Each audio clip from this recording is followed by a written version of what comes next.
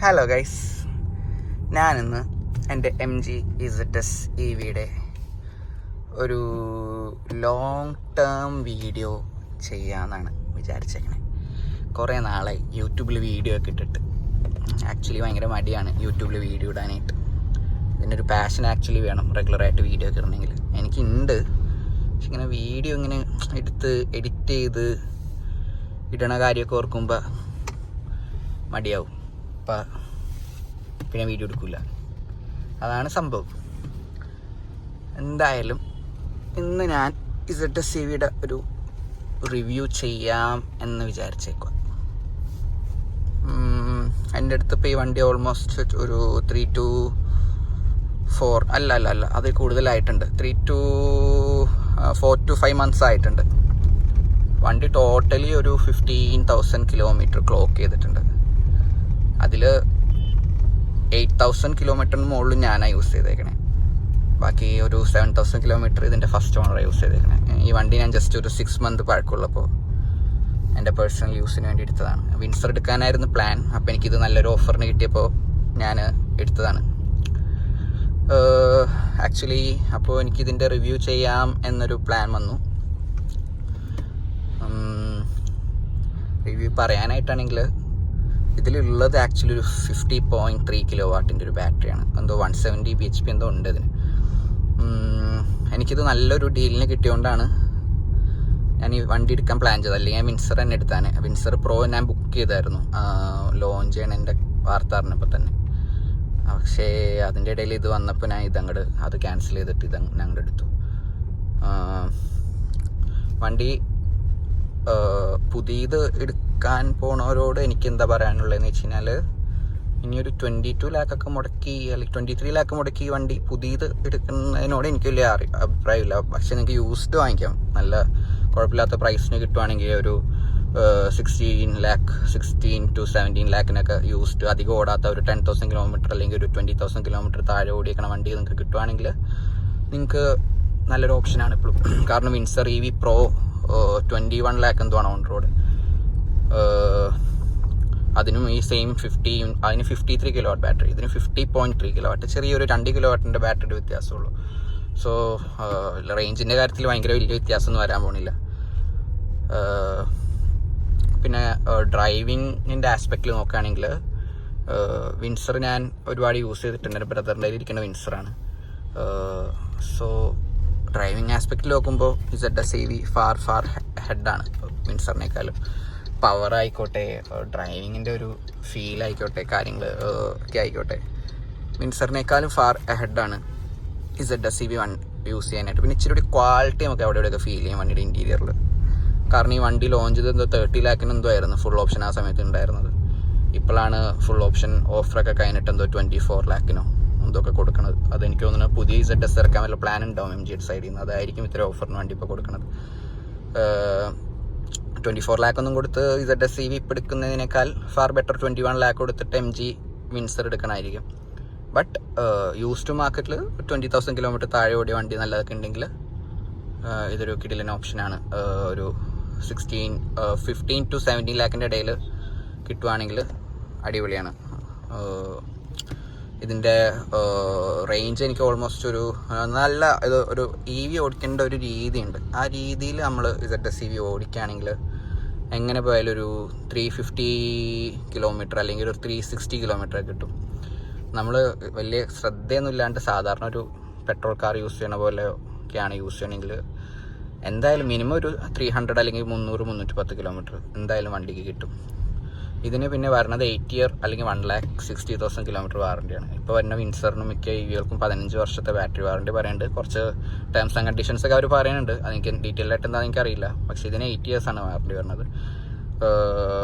Windsor actually ZS EV ഞാനൊരു 2,25,000 kilometre ഓടിയിട്ടുള്ള ഒരു വണ്ടി കണ്ടിട്ടുണ്ട്. അതിൻ്റെ ഓണറായിട്ട് സംസാരിച്ചിട്ടൊക്കെ ഉണ്ട്. ഇപ്പോൾ പുള്ളി പറഞ്ഞത് വെച്ചിട്ട് 2,25,000 കിലോമീറ്റർ ഒക്കെ ആകുമ്പോൾ റേഞ്ച് ഡ്രോപ്പൊക്കെ നല്ലോണം ഉണ്ടാവും. അല്ല, പക്ഷേ അതല്ല, വേറെ കംപ്ലയിൻസോ കാര്യങ്ങളോ ഒന്നും ആർക്കും ഉണ്ടായിട്ടില്ല എന്ന് പറയണേ. പിന്നെ പറയാനായിട്ടാണെങ്കിൽ ഇതിൻ്റെ പവറിനെ പറ്റി പറയണം. ഇത് 0 to 100 എന്തോ 8 സെക്കൻഡിനോ 8.5 സെക്കൻഡിനോ എന്തോ എത്തും. ഭയങ്കര പവർഫുള്ളാണ് വണ്ടി. ഭയങ്കര നമ്മളെ സീറ്റിലൊക്കെ നമ്മളിങ്ങനെ ഇരിക്കുമ്പോൾ നമ്മൾ ഫുള്ളായിട്ടൊന്ന് ആക്സിലേറ്റ് ചെയ്യുമ്പോൾ ബാക്കിലേക്ക് അങ്ങോട്ട് പോകും. വിൻസറിനേക്കാളും ഭയങ്കര ഒരു പവർ വ്യത്യാസം നമുക്ക് നിലവിൽ ഈ വണ്ടിക്ക് തോന്നും ആക്ച്വലി. കാരണം ഇത് ഒരു ഇച്ചിരി കൂടി വലിയ സെഗ്മെൻറ്റിൽ ഇറക്കി എന്നുള്ള രീതിയിലാണ് MG ഇൻട്രൊഡ്യൂസ് ചെയ്തത് ഈ വണ്ടി. ഇച്ചിരിയും ഒരു സെൽട്ടോസിൻ്റെ ഒക്കെ സെഗ്മെൻറ്റിലാണ് ഇവർ ആക്ച്വലി MG ZS-CV പ്ലേസ് ചെയ്തിരുന്നത്. ഇപ്പം നമുക്ക് നിലവിൽ മാർക്കറ്റിലെ വണ്ടികളായിട്ട് നോക്കുകയാണെങ്കിൽ ക്രെറ്റ ഇവയൊക്കെ ആയിട്ടായിരിക്കാം ആ ഒരു സെഗ്മെൻറ്റിലാണ് ZS-CV അവർ പ്ലേസ് ചെയ്യാൻ ശ്രമിച്ചത്. MGയുടെ ഒരു സക്സസ്ഫുൾ വണ്ടിയാണ് ഈ ZS-CV.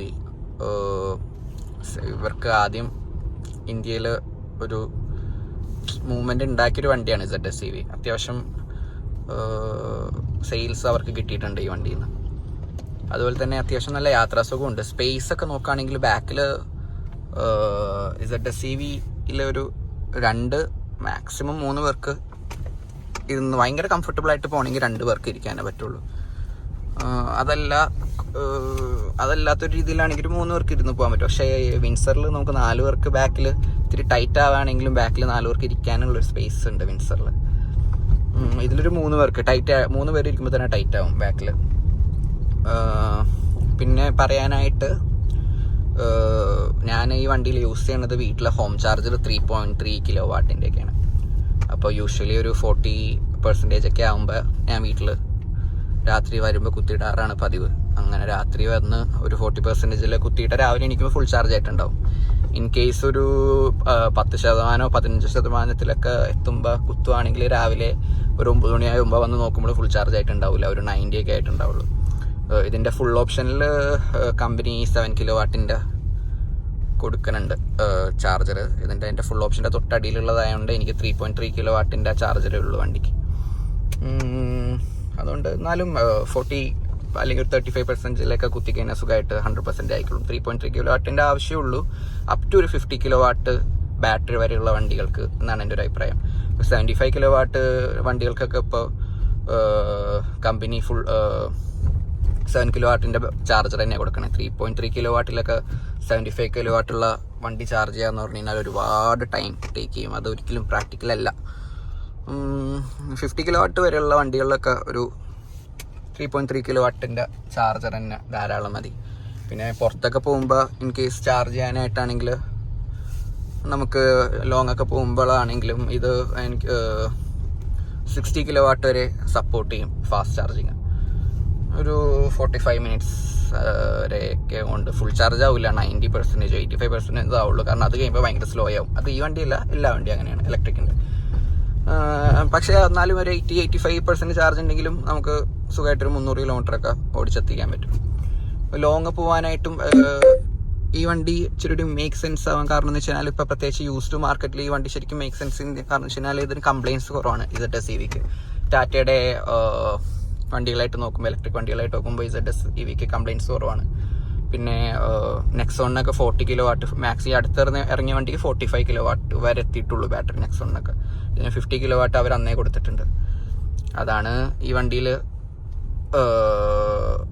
വണ്ടി യൂസ്ഡ് മാർക്കറ്റിലെ ആൾക്കാർ ഇത്തിരിയോടെയും കൂടുതൽ തിരഞ്ഞെടുക്കാൻ കാരണം എന്ന് വെച്ചാൽ 300 km കൺഫേം ആയിട്ട് കിട്ടും. അവർക്ക് ധൈര്യമായിട്ട് വണ്ടി കൊണ്ട് ലോങ് പോകാൻ പറ്റിയൊരു വണ്ടിയാണ് ZS-CV.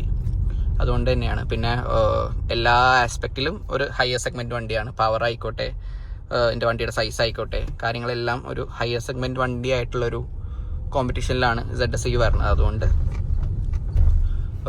നിങ്ങളാരെങ്കിലും ZS-CV യൂസ്ഡ് വാങ്ങാൻ പ്ലാൻ ഉണ്ടെങ്കിൽ definitely you can go for it. അധികം ഇലക്ട്രിക് വണ്ടി ആയതുകൊണ്ട് അധികം കിലോമീറ്ററുകൾ കവർ ചെയ്യാത്ത വണ്ടി നോക്കിയെടുക്കുക. 20 പോട്ടെ, ഒരു 30,000-40,000 കിലോമീറ്ററിൻ്റെ അടിയിലോടിയ വണ്ടികളൊക്കെ മാക്സിമം തപ്പിയെടുക്കുക. ഇഷ്ടംപോലെ കിട്ടും OLX-ൽ. സോ എനിക്ക് കൂടുതലായിട്ട് പറയാനൊന്നുമില്ല. വണ്ടി അടിപൊളിയാണ്, ഓടിക്കാൻ ഭയങ്കര രസമാണ്, ഭയങ്കര ത്രില്ലിംഗ് ആണ്, നല്ല പവർഫുള്ളാണ്. റേഞ്ച് ഉണ്ട്, ആവശ്യത്തിലധികം റേഞ്ച് ഉണ്ട്. വേറെ നമുക്ക് ഹെഡ് ഏക്സ് തരണ വിഷയങ്ങളൊന്നുമില്ല വണ്ടിയിൽ. പണിതരേ അങ്ങനത്തെ പ്രശ്നങ്ങളൊന്നുമില്ല വണ്ടിയിൽ. അധികം കാര്യമായിട്ടൊന്നും ഇതുവരെ എനിക്ക് ഉണ്ടായിട്ടില്ല. ഞാൻ ചോദിച്ചറിഞ്ഞിട്ടുള്ളവരും ഭയങ്കര ഹാപ്പിയാണ് ഈ വണ്ടിയിൽ. So this car makes sense till in 2025. So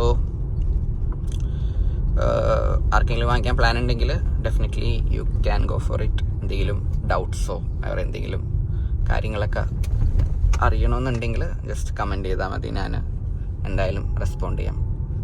okay, by.